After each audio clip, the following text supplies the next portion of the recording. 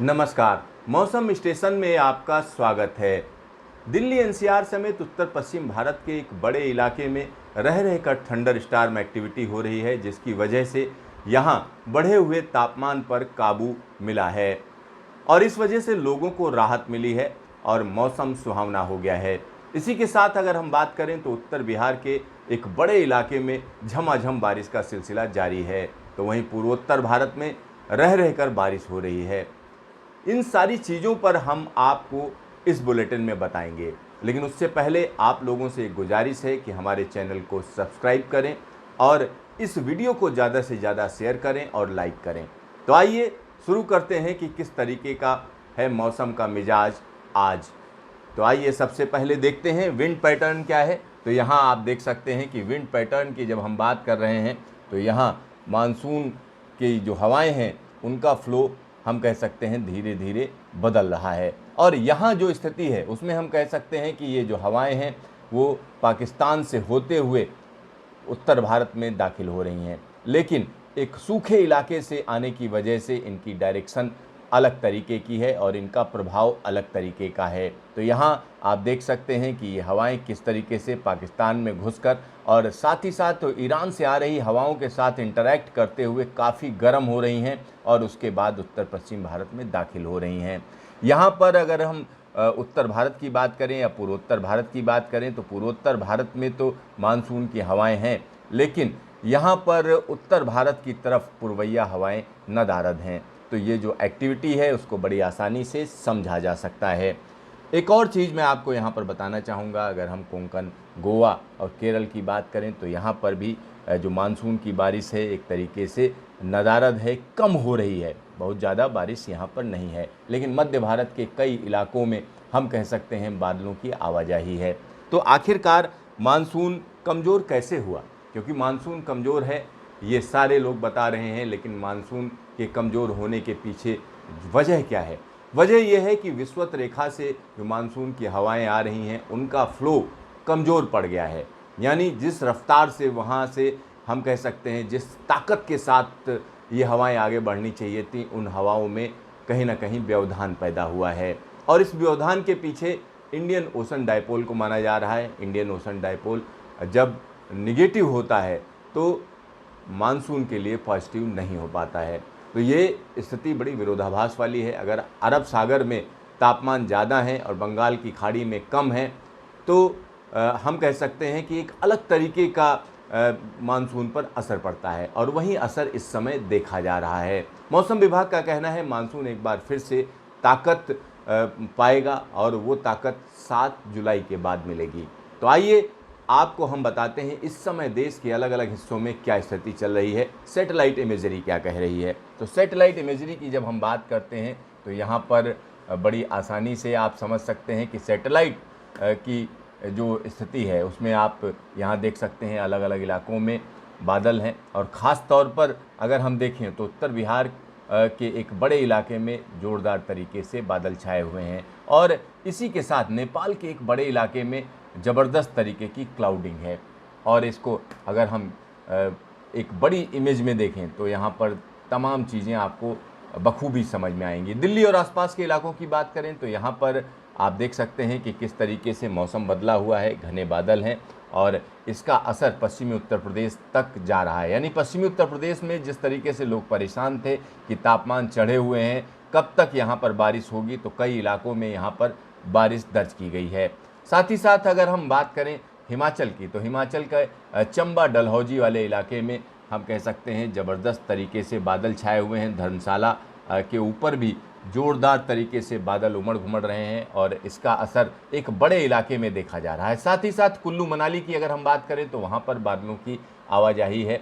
लाहौल स्पीति जैसे ट्राइबल इलाकों में हम कह सकते हैं मानसून की जगह वेस्टर्न डिस्टर्बेंस ने अपनी धमक बना रखी है। साथ ही साथ अगर हम उत्तराखंड की बात करें तो उत्तराखंड में कुमाऊं रीजन में बादलों की आवाजाही है। साथ ही साथ गंगोत्री, यमुनोत्री और केदारनाथ, बद्रीनाथ के इलाके में भी बादलों की आवाजाही बनी हुई है। लखनऊ और आसपास के इलाकों की बात करें तो बादलों की धमाचौकड़ी यहाँ पर भी जारी है, लेकिन गोरखपुर और पूर्वी उत्तर प्रदेश के कई इलाकों में ज़बरदस्त तरीके से बादल छाए हुए हैं। तो यहाँ एक जो सबसे बड़ी बात है उसकी अगर हम बात करें तो छत्तीसगढ़ में भी बादलों की आवाजाही बनी हुई है। साथ ही साथ तेलंगाना की बात करते हैं तो वहाँ बादलों की आवाजाही है, लेकिन बहुत ज़्यादा एक्टिविटी नहीं है।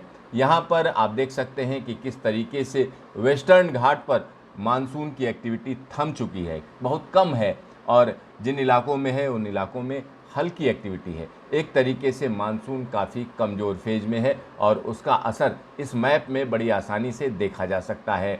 उत्तर बिहार की बात करें तो यहाँ पर रह रह कर बारिश का सिलसिला जारी है। साथ ही साथ काठमांडू और आसपास के इलाकों की बात करें, यानी नेपाल की बात करें, तो वहाँ पर बादलों की धमाचौकड़ी जारी है। कई इलाकों में अच्छी बारिश हो रही है, जिसका असर ये हो रहा है कि बिहार के कई इलाके बाढ़ग्रस्त हो रहे हैं और यहाँ से यानी नेपाल से आने वाली नदियाँ उफान पर हैं।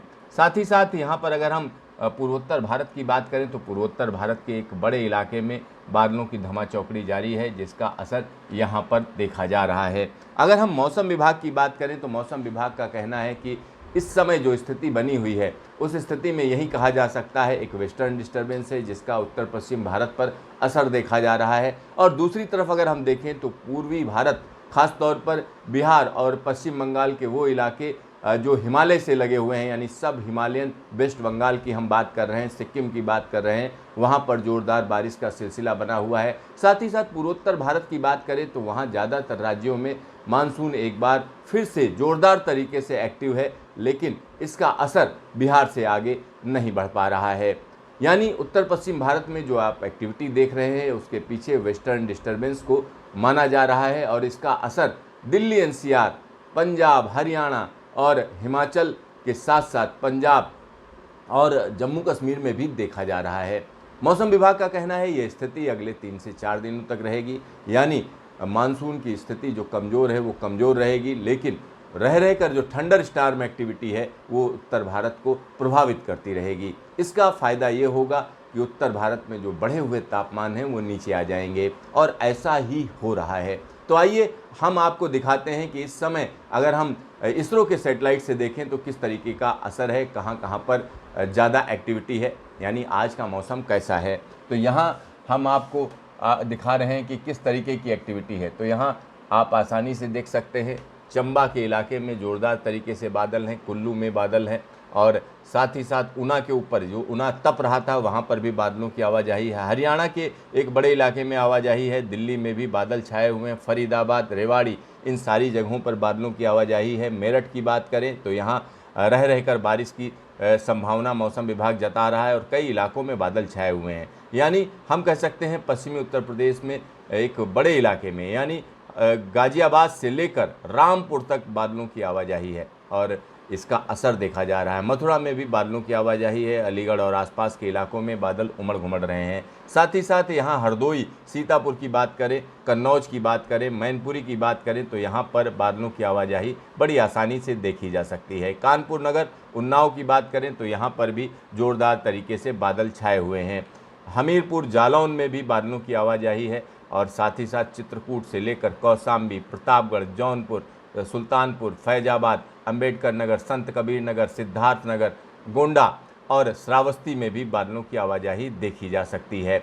अगर हम बिहार की बात करें तो पश्चिमी चंपारण, गोपालगंज, सीतामढ़ी, मुजफ्फरपुर और विराटनगर तो हम कह सकते हैं नेपाल में पड़ता है। इसके अलावा सहसरा और पूर्णिया की बात करें तो यहाँ पर बादलों की धमाचौकड़ी जारी है।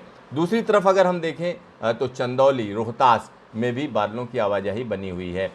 और मध्य प्रदेश की बात करें तो मध्य प्रदेश के ज़्यादातर इलाके हम कह सकते हैं यहाँ से बादल नदारद हैं, लेकिन उमरिया में बादलों की आवाजाही है। बालाघाट में भी इसी तरीके की स्थिति देखी जा रही है। छिंदवाड़ा में हल्के फुल्के बादल हैं। और छत्तीसगढ़ की बात करें तो राजनांदगांव की बात करते हैं तो वहाँ पर ज़ोरदार तरीके से बादल हैं और कांकेर में भी बादलों की स्थिति अच्छी बनी हुई है। दंतेवाड़ा में भी बादलों की आवाजाही है। और महाराष्ट्र की बात करें तो महाराष्ट्र में परभणी, हिंगोली और नांदेड़ में बादलों का जमावड़ा है। सतारा में भी बादलों की आवाजाही बनी हुई है। साथ ही साथ सांगली में भी और कोल्हापुर में भी बादलों की आवाजाही देखी जा सकती है। इसके अलावा अगर हम बात करते हैं तो तेलंगाना में बादलों की आवाजाही है, जहां पर करीमनगर, आदिलाबाद में बादलों की अच्छी खासी जमात देखी जा सकती है। साथ ही साथ गुलबर्गा की बात करें, यानी कर्नाटक की बात करते हैं, तो उत्तर कर्नाटक में कई जगहों पर बादलों की धमाचौकड़ी जारी है। यहाँ पर अगर हम तमिलनाडु की बात करें तो तमिलनाडु में वेल्लोर और आसपास के इलाकों में बादलों की आवाजाही है। साथ ही साथ कर्नाटक में मैसूर, मांड्या और दूसरे इलाकों में बादलों का जमावड़ा है। लेकिन अभी की अगर हम बात करें तो अगर हम पूर्वोत्तर भारत की बात करते हैं तो पूर्वोत्तर भारत में सिक्किम में बादलों की आवाजाही है। साथ ही साथ हम कह सकते हैं असम और मेघालय में बादलों का जमावड़ा देखा जा सकता है। नेपाल की अगर हम बात करें तो नेपाल के एक बड़े हिस्से में इस समय बादलों की धमाचौकड़ी जारी है और जिसका असर जो भारत में आने वाली नदियां हैं उन पर पड़ रहा है और इस वजह से कई इलाकों में बाढ़ का खतरा मंडरा रहा है। तो ये थी मौसम की रिपोर्ट। देखते रहिए मौसम स्टेशन, फिर मिलेंगे दोबारा।